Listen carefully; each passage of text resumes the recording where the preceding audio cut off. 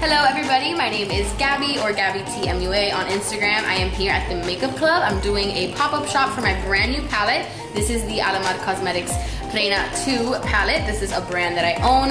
This is such a cool experience. I actually did my very first makeup class here years ago, and now I'm back with my own brand. Like, there's a local place where all these makeup lovers can meet up and bond over what they love. I wanted to show you guys what the shades look like inside. Here they are right here. I named them all after things that are very relatable to my culture.